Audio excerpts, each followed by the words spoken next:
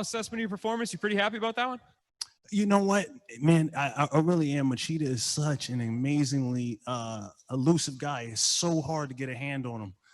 I mean, I remember watching him fight Shogun Hua, well, twice actually, and man, he just frustrated Shogun. And Shogun's one of those guys. He swings hard, and Shogun just could not get the movement. He couldn't get him down, and he got Machida got the first win over him. You know.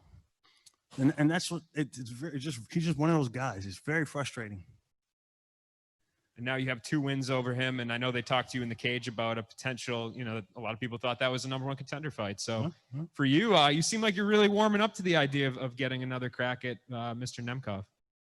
Oh yeah. I mean, absolutely. I mean, I feel like that makes a lot. I mean, he can fight whoever he wants to fight, but I know deep down inside, the champion wants to fight that guy who was right on his ass. So, yeah, I mean, I want that fight, and I know he wants that fight. Yeah. So. Yeah. I mean, when Vadim Nemkov beat Bader, I mean, it seemed even more obvious that you had an even greater chance of getting into the title picture. When that fight happened and Bader lost, did this fight take on even more significance? Because beating Lyto twice still means a lot, but did you know, like, if I beat him, it makes just too much sense. I'm going to get the title shot next. Man, just getting out of the cage with your head on your shoulders after you fight Lyto is that's its own victory, man. You don't want to oh, this fight means more because then you can fight that. No, just beat Lyto. He's no small feat. I remember I talked to you after the Vadim loss, and you talked about how in that 3rd round you had realized, man, I could have went for takedowns a lot earlier. Yeah. I could have had him in the positions. Now that fight seems that much closer and much more obvious, is it like, has it been something that's stuck in your craw for so long and you feel like I'm finally going to get to scratch that itch that I've wanted to for a few fights? Absolutely. Winning fights is awesome. It feels great. I mean, it's what I work for. But losing fights is what really motivates me in the gym. That's what keeps me grounded in my pursuit to get better. And dare I say perfect, that's even attainable. But that's what keeps me moving. So I think about those losses, even different exchanges and positions that I lose in coming out of a victory. Congrats on the win, Phil. You've beat some huge names throughout your career, but when it's all said and done, you look back at it. Is Lyto Machida, is that the signature win that you could say thus far that you've had so far? I don't know if that's the signature win. I will tell you this: the first time we fought down in Brazil, I think that may have been the most scared I've ever been in my life. Like the stadium was it was electric, and I'm fighting a national treasure, and they were not huge Phil Davis fans until after the fight. So, I mean, that's putting it very lightly. It was a very hostile arena. So that's definitely one of the moments I look back on and say, man, that was awesome. So was the Teixeira fight. So was Liam McGarry. I think about right here at Mohegan, winning that title. That was a super special night. Within 48 hours, I won a world title and had a baby. So it was an action-packed weekend. Yeah. Obviously, the goal is to win the belt here, and Nemkov makes sense to be next. But is there a part of you that wants to take on Bader? I mean, you've lost to him twice. You really want to scratch that itch and get in there and get a win? Absolutely not. You gotta let know when to what's that saying? Let sleepy dogs lie, or my grandma would say that dog don't hunt.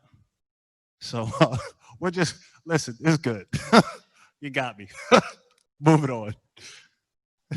Congratulations on the win, Phil. Just curious to know, was that the fight that you planned to fight? Did everything go according to plan, or was there anything in the cage that was new that happened for the moment?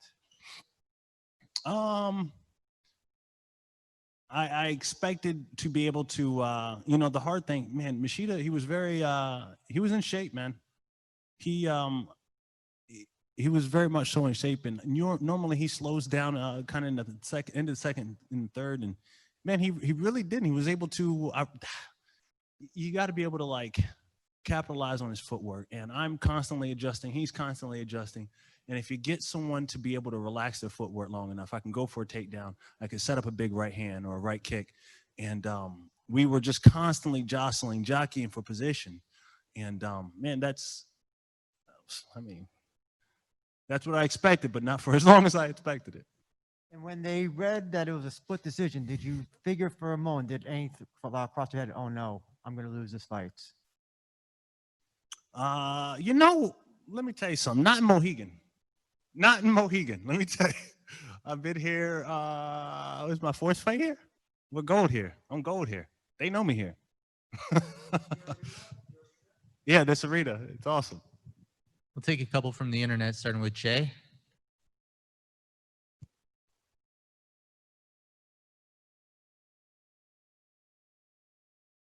Right. Yep.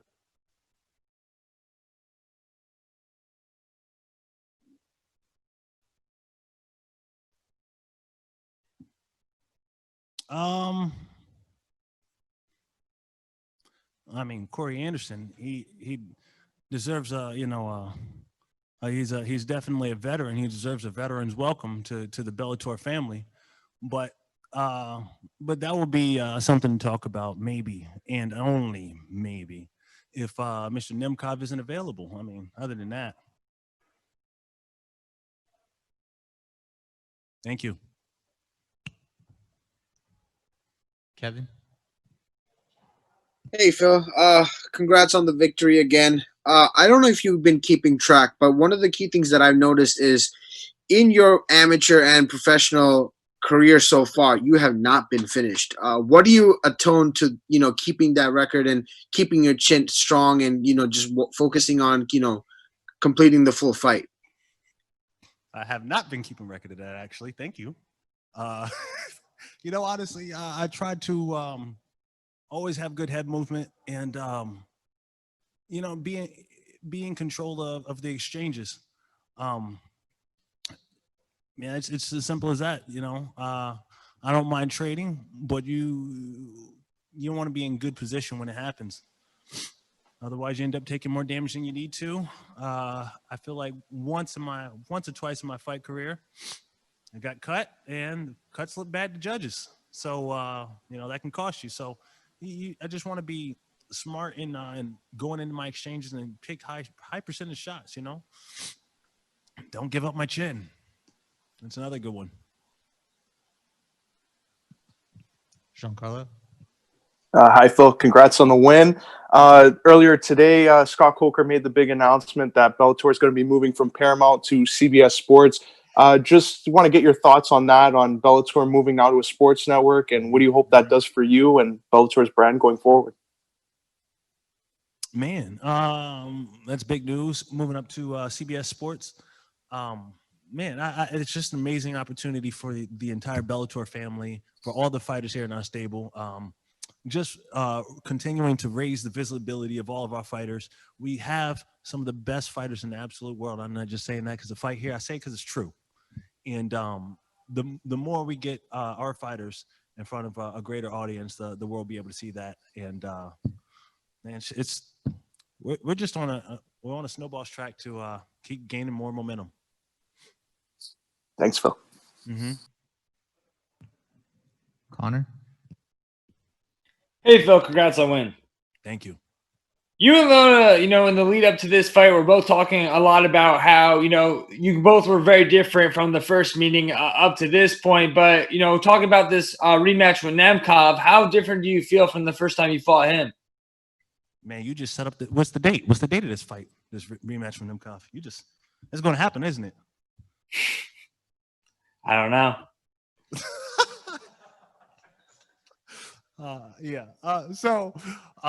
What's going to be different this time with me and Nemkov? Is that what you're saying? How much different do you feel you are from that first meeting?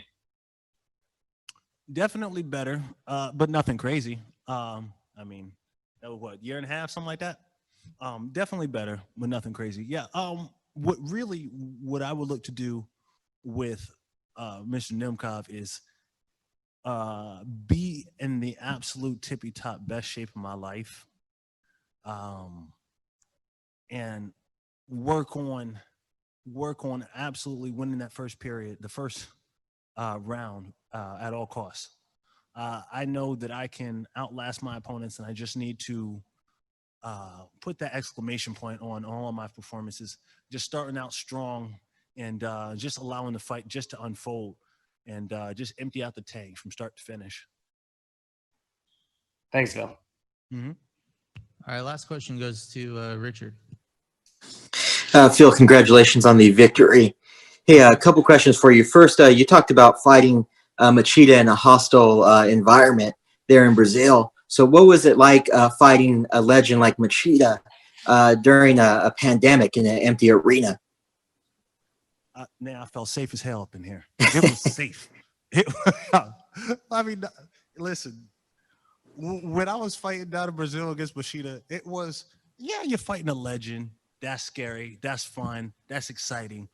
I was scared for my life, but like before, during, and after the fight. You understand what I'm saying? Like entirely different.